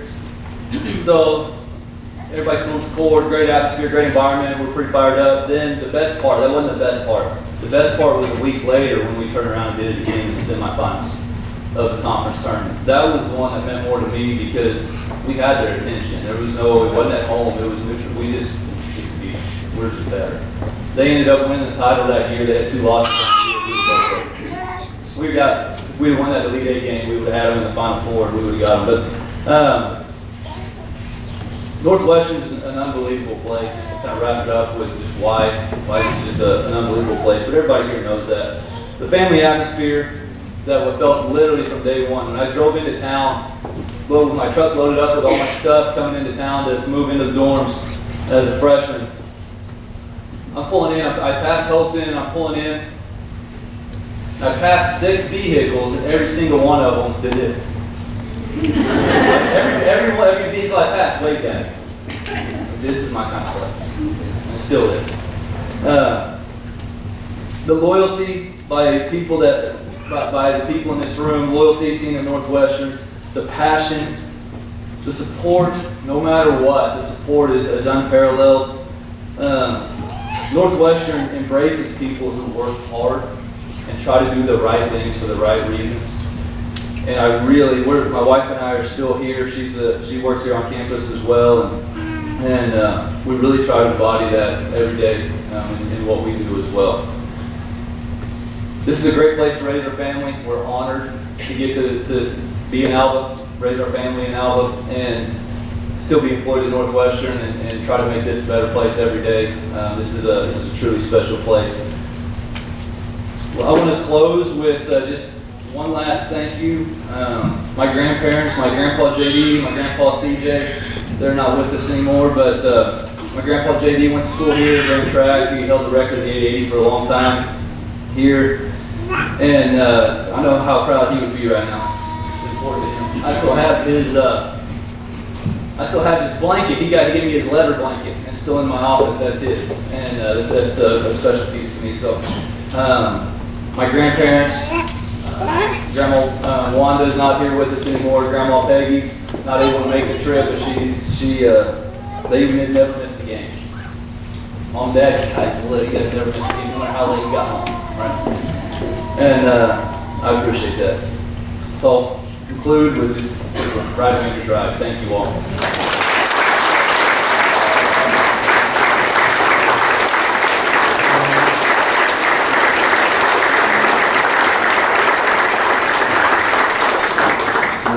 Congratulations, Northwestern Hall of Famer, Shane Hansen. Our final inductee today is a longtime Ranger who built the women's soccer program at Northwestern Oklahoma State University, literally from the ground up. Steve Barrows coached 11 seasons with the Rangers. He graduated in 1983 with a bachelor's degree in psychology and sociology, and later obtained his master's degree in psychology. Coach Barrows was a kicker for the 1980 football team.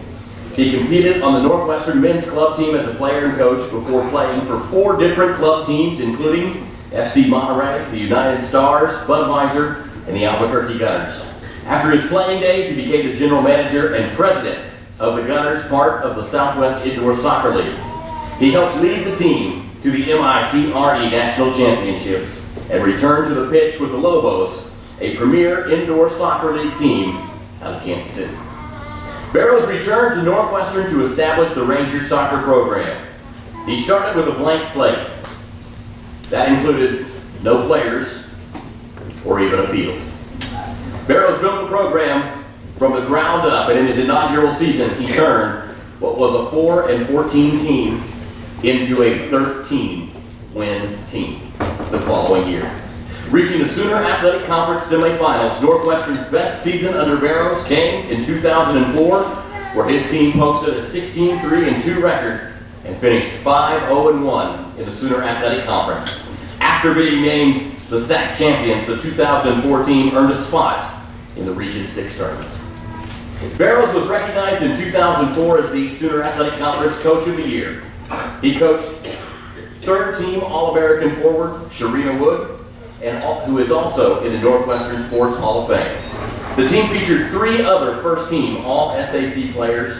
3 of Barrows' teams made the nation's top 25 in rankings between 2003 and 2005. Coach Barrows helped lead the team off the field as well. His teams reached national team academic and sportsmanship recognitions in every single season in which Barrows coached. Steve was awarded the 2007 John Sheffield Teacher of the Year Award for outstanding effort in the classroom here at Northwestern. During his tenure, his teams had the 3rd highest GPA of all universities and received the Golden Award, meaning 0 yellow cautionary cards, twice, and the Silver Award 2 more times, which is less than 3 yellow cards in a season. Coach Barrows is a veteran. He retired after 25 years of distinguished service with the U.S. Army and the Oklahoma and Kansas Army National Guard units. Ladies and gentlemen, please welcome Hall of Famer Coach Steve Barrows.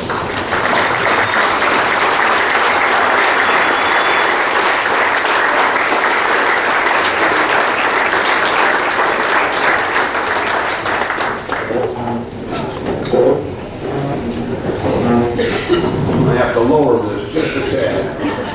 Anyway, last night I covered some things out of the fairgrounds, which was a nice get-together out there. I'm going to kind of preface something that we've got a basketball game already underway, so I'm going to really try to cut this quick. Cody, great speak. Yeah, Steve, how do you follow that? It was kind of hard to follow Cody. Bob and Joe as coaches back when we were coaching in that hallway in Milford.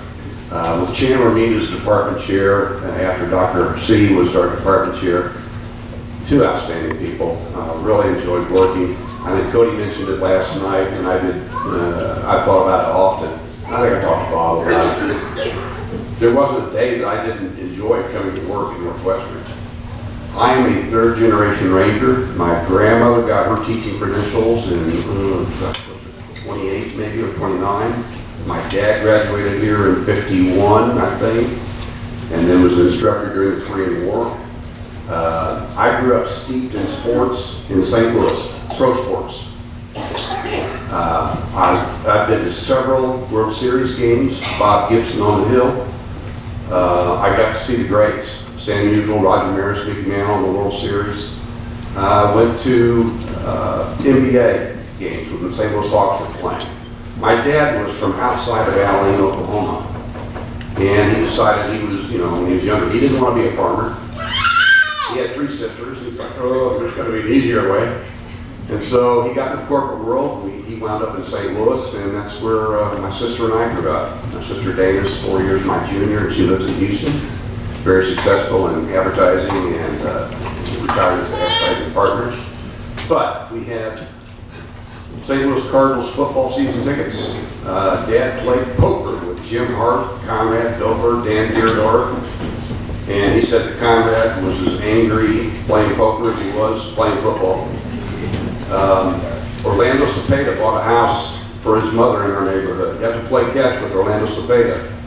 He was an MVP, I can't remember which year it was in the National League. Went to 3 Stanley Cups, 3 different years. 68, 69, and 70. Twice the Canadians beat us, and then the final year was the Bruins. So St. Louis is a very rich soccer community, not just the other sports. And I got to train with some of the world's best and played with and alongside some of the best players this country ever produced in the 60s and 70s and 80s. I enjoyed too many different things. I did not specialize. Had I been more like them, I probably would have had a long pro career in soccer.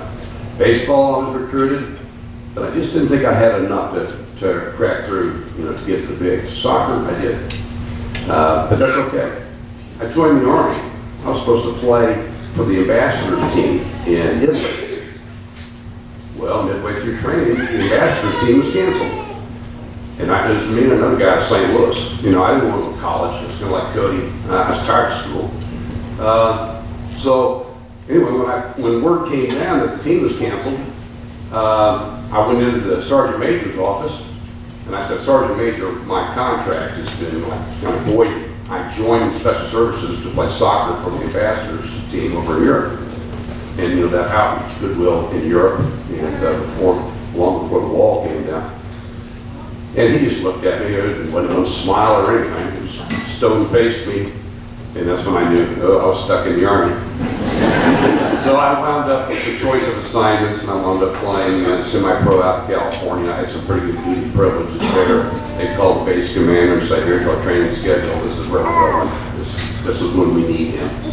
So I was kind of fortunate in that regard. But I did experience a lot of the National Training Center and White Sands, this range, and all kinds of other stuff in the infantry. So I had my dose of soldiering, and it became very important to me.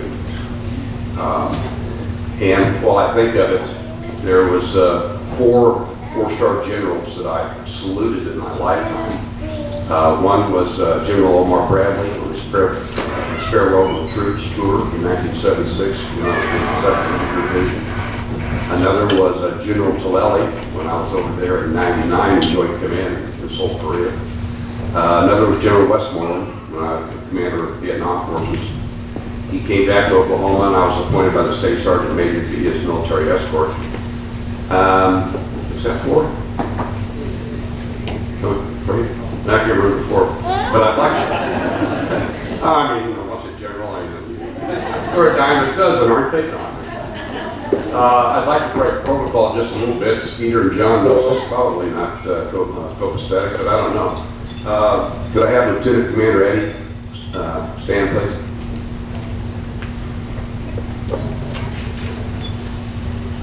Tiffany's the original inaugural on our soccer team, who had a severe concussion, ACL. She's probably thinking, my gosh, I'm trying to get through chemistry school, and now I'm battling this.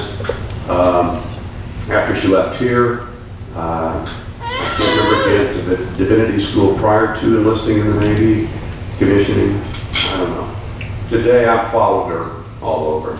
I mean, not like a protective order. I mean, I've kept abreast of what she's doing. She's got the adventurous soul that I kind of used to have. I think when I was younger, there was a little bit of gypsy in me. And anyway, she's today Lieutenant Commander, Navy. She's had overseas deployments. She is a command chaplain of, I think, 3 to 5 regiments of Marines. She was working at the VA in Salt Lake. They've recently moved back to Goodland. Her husband is a football player, Thomas Ranger. But Commander Eddie, with all the years of science I had different, Korea twice, a number of places. The chaplains, without them, I'm not sure what our campus would be like as men and women in uniform. Hello. They are revered and regarded most highly by command, and all the way down to your boots on the ground soldier. So, one salute I've been looking for a long time.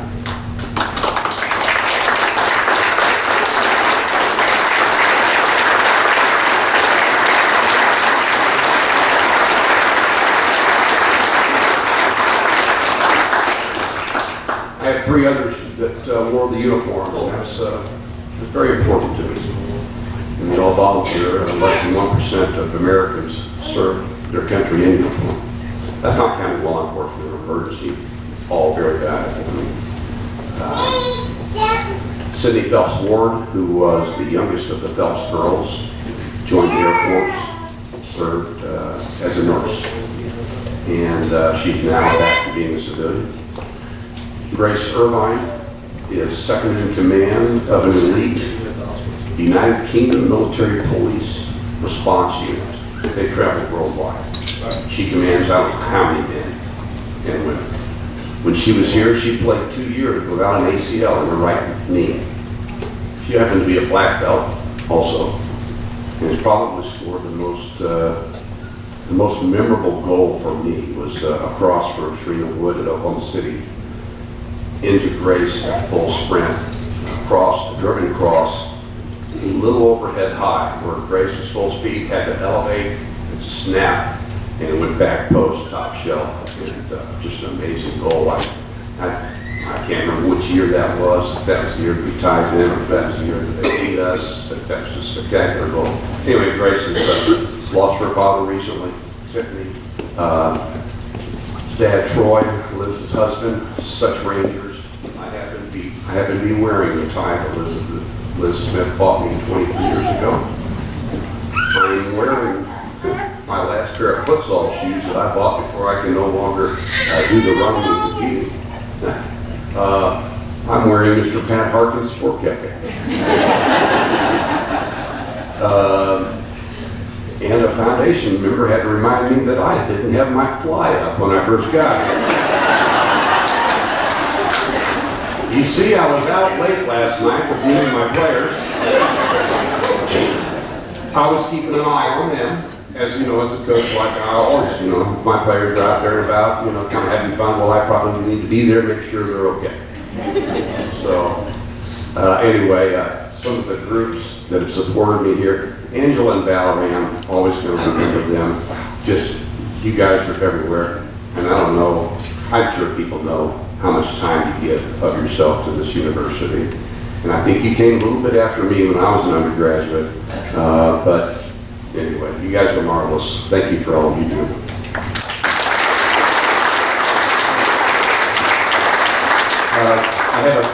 When I was coaching soccer, I had a breakfast club.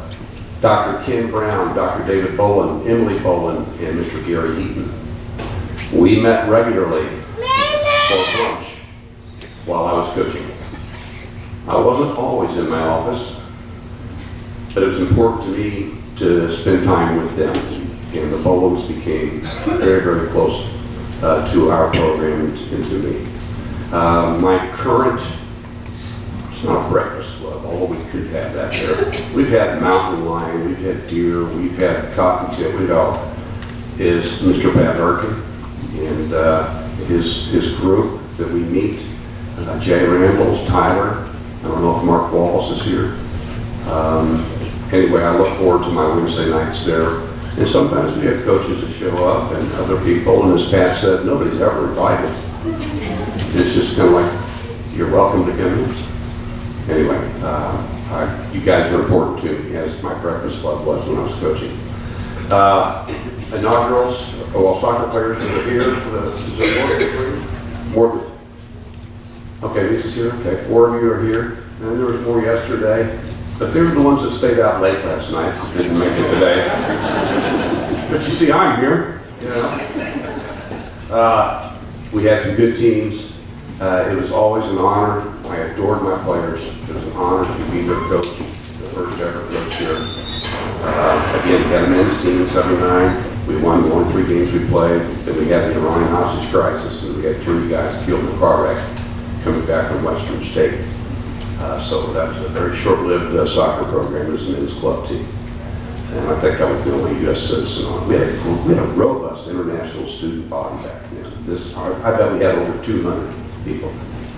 But, okay, let me see. Jason Bryant, thank you for coming. We played soccer together over in Ponca City. And that was a real nice surprise to see you. Am I leaving anything out? Sal, my number one, my very first signee, Selena Lamar, who could have played for anybody. I mean, if Randy Waldron from Notre Dame would have spotted her first, she might have gone there. But Leslie Foster came here, another Division I recruit, but she didn't want to wear a dress. She had a full ride to ORU. She said, Coach, I just don't want to wear a dress. I'm not a dress kind of girl. But we had some great players, and I had some great memories. Finally, I'd like to thank my wife of almost 42 years, Vanetta. She's followed me for soccer and military to her head spinning. You know, where are you going? What? When? Okay. My daughter Natalie is here, and 2 of my grandsons, the youngest Drake and Dash, and the oldest one had to leave. He was here. So anyway, being a 3rd generation Ranger, this was my LZ. Cody was in Guadalajara or wherever you were, Juarez. Yes. Yeah, I was in Juarez too before. No, it was after you. I was playing soccer, and it was under heavy security at that time. But this became my LZ, my landing zone, and I met my wife here, custom cutter's daughter. We have 2 completely divergent backgrounds. I'm all over the place, and she's the one that's grounded and keeps me sane. Anyway, thanks everyone.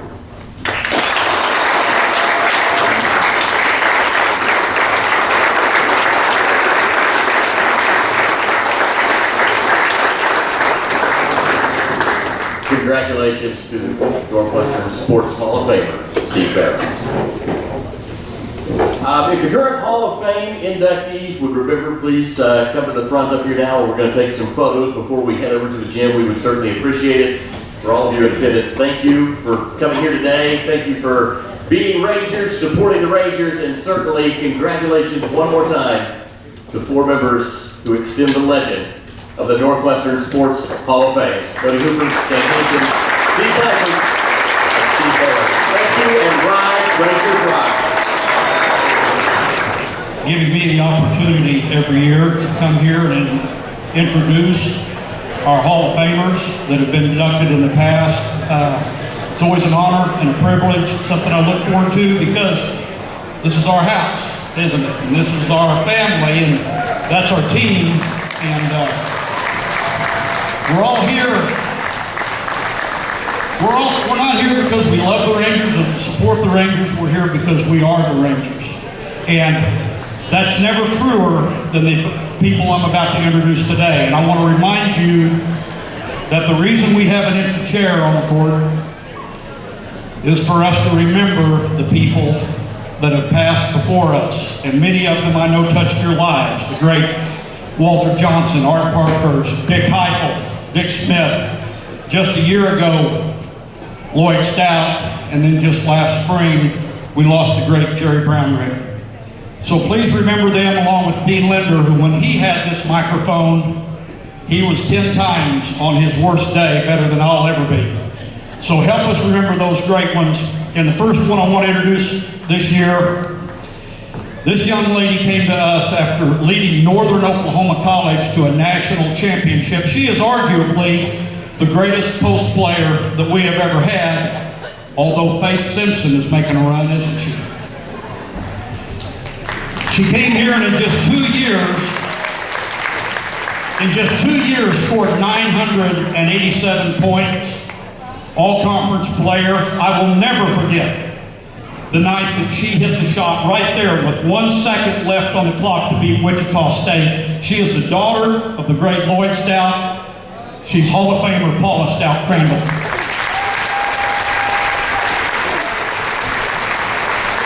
Our next Hall of Famer was a bruising fullback that I hope you had a chance to watch him play. He scored the very first touchdown on Ranger Field. Equally talented as a track athlete, he set the conference record of the shot put and the school record that still has not been broken 50 years ago. He went on to a successful high school career in Oklahoma and Texas as a football coach, but where he really made his mark, he always had a passion for golf.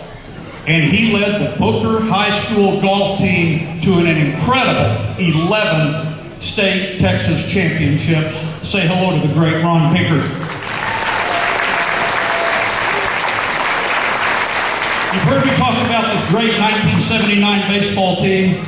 This was the catcher on that team. Great hitter, great pitcher, could play any position on the infield. He was an All-American. He is the son of the great Hall of Famer Cecil Perkins. Say hello to Mike Perkins.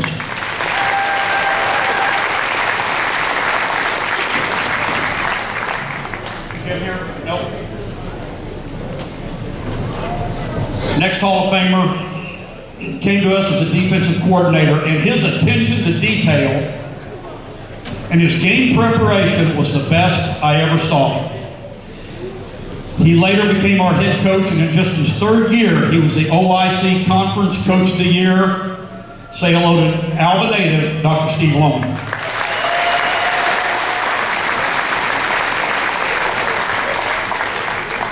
Another Alva native, 4-year starter for Coach Barton from 1981 to 1985, tremendous outside shooter. Started every game during her 4-year career. She was most valuable player at the Cameron University tournament.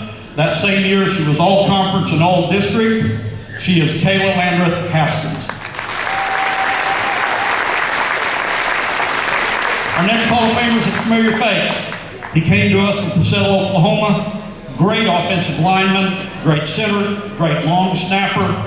It eventually became our offensive coordinator and had some great teams. But where he really made his mark was as the head coach of the Alva Gold Bugs where he won an incredible 60 football games, still a school record. Hall of Famer Steve Gale.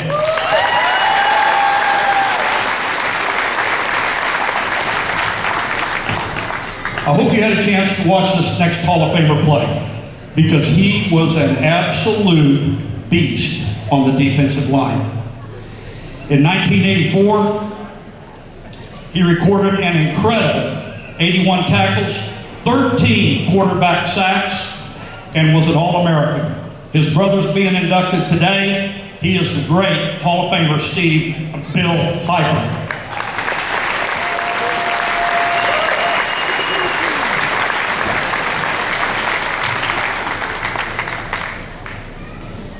Do not see, yes, okay. The next Hall of Famer came to us from Newkirk, Oklahoma, and is a great rodeo cowboy himself. 8 times he made it to the national finals in the event of steer wrestling. And he brought that passion and that expertise back with him to become our rodeo coach and make us arguably the top rodeo college program in the nation. Certainly, we're the top steer wrestling program in the nation. In just his short time here, he has produced 3 national champions. Say hello to Hall of Famer and rodeo cowboy, Stockton Graves.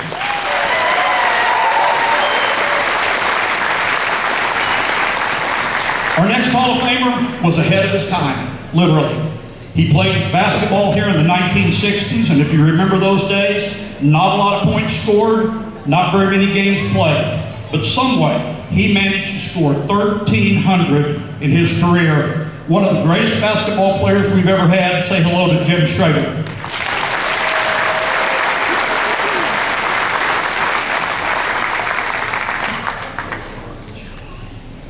They got out of order.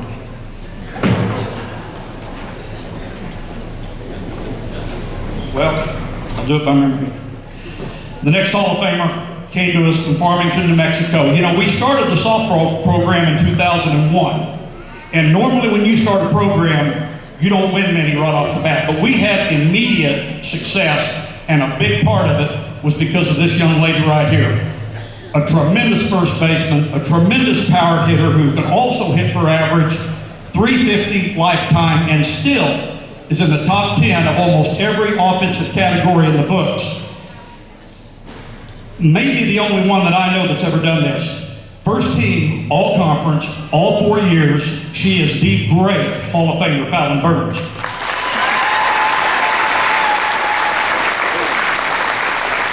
Next Hall of Famer came to us from Byford, Oklahoma, and he also played on that great 1979 team I talked about. He anchored the pitching staff. He appears all over the record books in pitching categories. He set the record for most wins in a single season with 11, and that record has not been broken. Say hello to the big lefty, Fred Schamberg.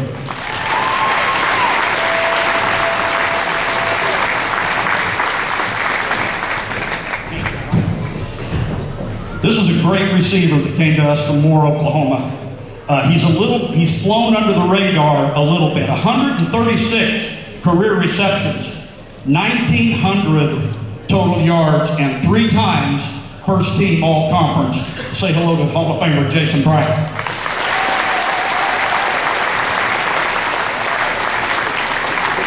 The next one needs no introduction.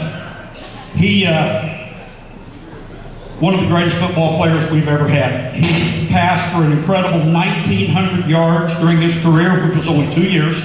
He rushed for 23. Talk about a quarterback, you want one that can run and throw. 1,900 yards passing, 2,300 yards rushing in just 2 seasons. Led us to the 1999 National Championship, where he was named Player of the Game. He is the great Hall of Famer, Al Hunt.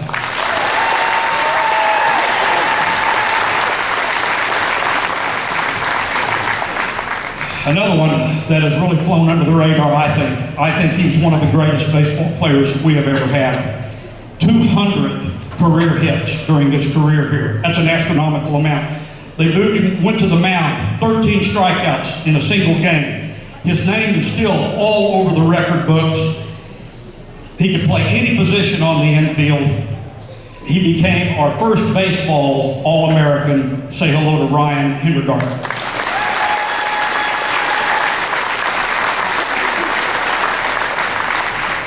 Next Hall of Famer came to us from Art City, Kansas, as a power-hitting first baseman. One time, he had 4 home runs in 4 consecutive trips to the plate. First team All-Conference, later became the head coach of the Rangers, 472 career wins, obviously a record, 49 wins in a single season, another record. He was the greatest leader on the field I ever coached. Hall of Famer Joe Phillips.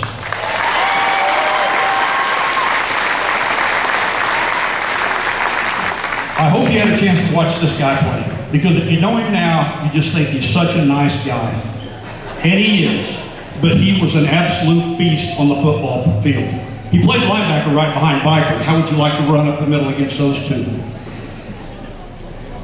As good as he was, 2-time All-Conference, as good as he was as a player, he may have been an even better coach.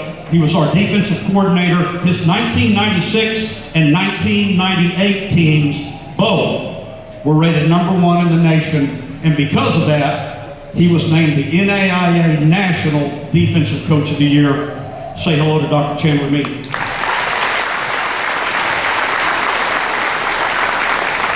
Our next Hall of Famer I've known forever because we played in the outfield together in 1975.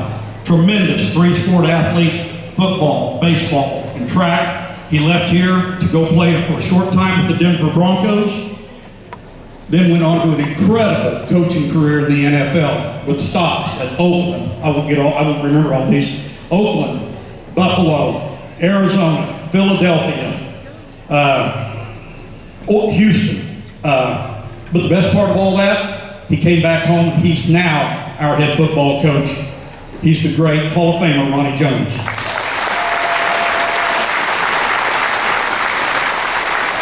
I always like to see, every year we have a few come back, members of that 1999 National Championship team. This is one of them who later became our head coach, Fred Slaughter.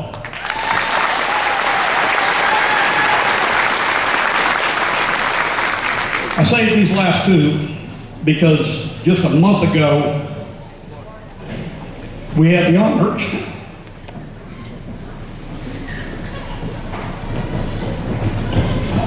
I didn't plan on that. We had the honor of putting their names on our basketball court. I'll introduce Milburn first. He came to us from Arnett, Oklahoma. And for 20 years, he was the dean of women's basketball in this state. He caused everybody else to have to try to get better.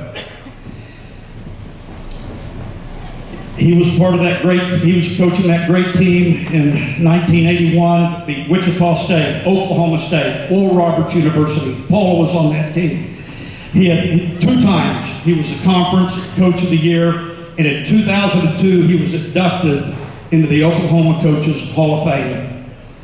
My great friend and Hall of Famer, Milburn Martin.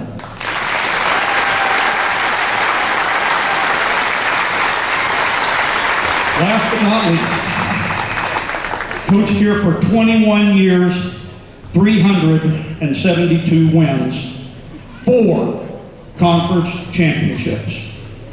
He's the finest small college men's basketball coach I ever saw in my life. I'm glad we honored him by putting his name on that court.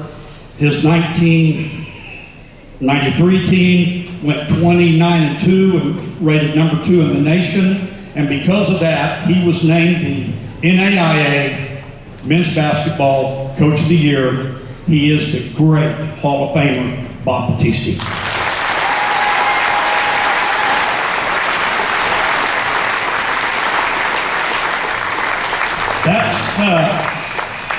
Those are the Hall of Famers, but they're not the only Rangers in here. So I want you to ask yourself, are you a Ranger? Here's my measuring stick. You heard me use it yourself. If you were on trial for being a Ranger, is there enough evidence for a conviction? If you were on trial for being a Ranger, is there enough evidence for a conviction? Every one of these are guilty. Thank you for this great opportunity, and ride Rangers ride.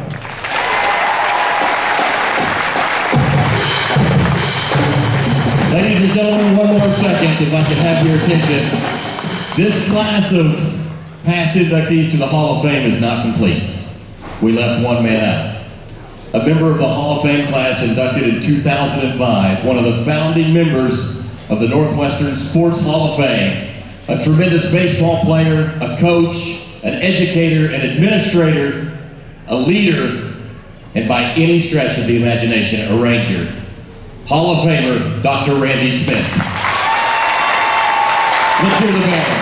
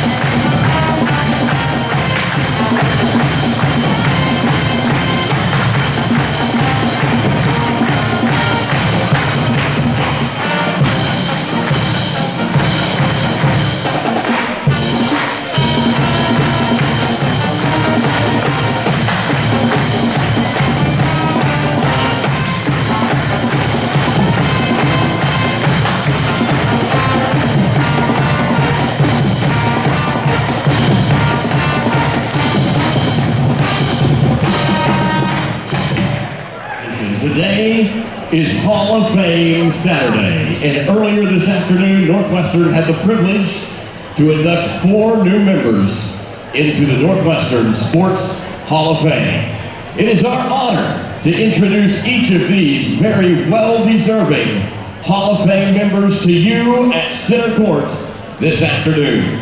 Here to present each of the members of the Hall of Fame with their commemorative plaques and welcome them to the highest honor bestowed for Northwestern Athletics is Athletic Director Brad Franz and the current members of the Northwestern Sports Hall of Fame who have joined us here on campus today. Our first inductee today was a 4-year starter on the Ranger football team, anchoring the defensive line, and a 2-year letterman on the track and field team. Steve Byford helped to lead the Rangers to the 86 and 89 football OIC Conference Championships, marking the first and second conference titles ever in program history. And both of those teams went on to qualify for the NAIA's national playoffs. Byford was named first team all-district defensive player and first team OIC all-conference player. He compiled 58 total tackles along with 4 sacks, 4 pass breakups, and 7 tackles for loss in one of his best seasons with the Rangers. Throughout his career, Byford accounted for 124 solo tackles, 73 more assisted tackles, 20 tackles behind the line of scrimmage, 10 sacks, and 4 pass breakups, even while facing double team blocking in nearly every game. Heading into the 1989 season, he was a preseason All-American and made the NAIA All-American Honorable Mention team. Competing in the shot put, Byford helped the 1990 men's track and field program compete for the OIC conference title.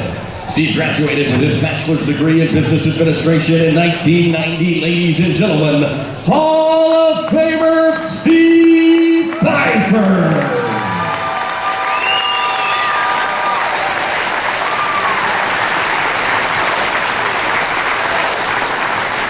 Our second inductee into the Ranger Sports Hall of Fame today was known as a sharpshooter for his abilities on the basketball court.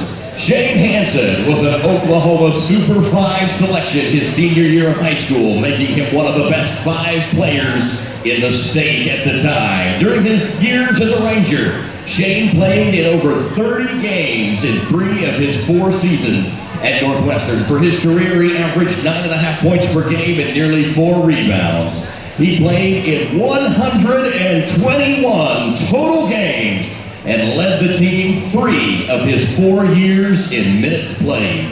The 4-year starter helped lead the Rangers to 4 winning seasons, finishing his playing days with 71 victories. After Hansen's final season with the Rangers, he became the 12th player in school history to earn his name into the 1,000-point club, scoring a total of 1,149 points as a Ranger.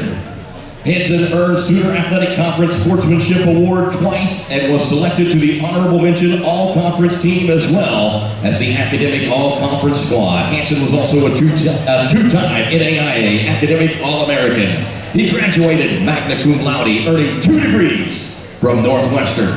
He now serves as the chair of the Health and Sports Science Department and an instructor in Health and Sports Science Education. Ladies and gentlemen, Hall of Famer Shane Hansen!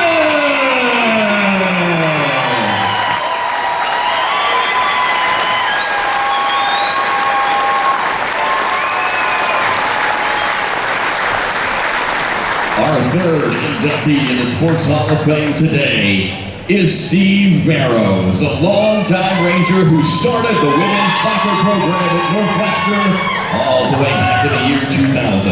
Steve served as the women's soccer head coach for 11 seasons. Following a remarkable playing career and managing career on the professional club circuit, Barrows returned to the Rangers to establish Northwestern's soccer program.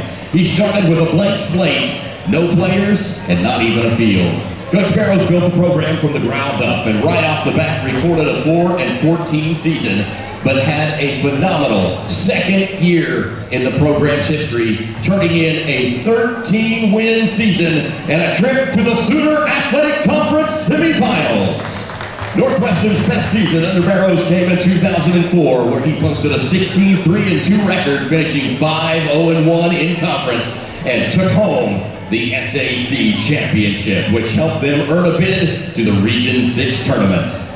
Barrows was recognized in 2004 as the Sooner Athletic Conference Coach of the Year. 3 of Barrows' teams were ranked in the national top 25 from 2003 to 2005. Coach Barrows helped lead the team off the field as well. His teams reached national team academic and sportsmanship recognition in each of his 11 seasons. And Coach Barrows was an accomplished educator as well, earning the 2007 John Sheffield Teacher of the Year Award for outstanding efforts in the classroom. Ladies and gentlemen, Hall of Famer, Steve Barrows!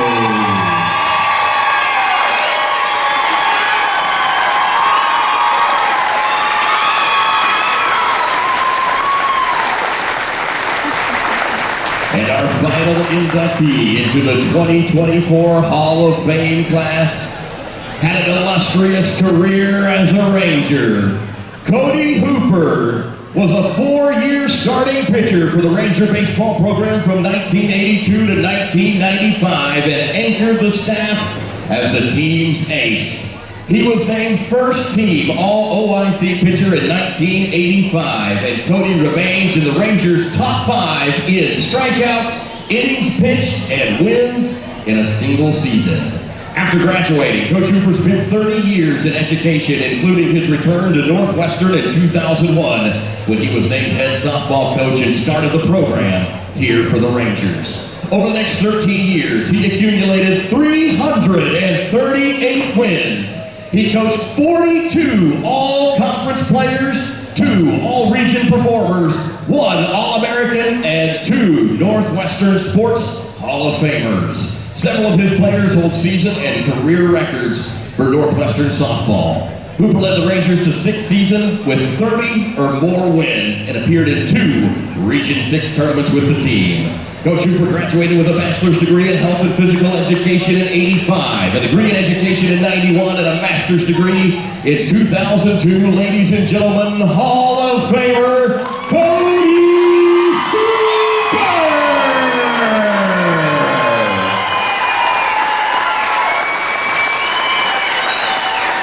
Ranger Nation, one more time, your Sports Hall of Fame 2024 class. Hall of Famers, please join your colleagues as full members of the Sports Hall of Fame.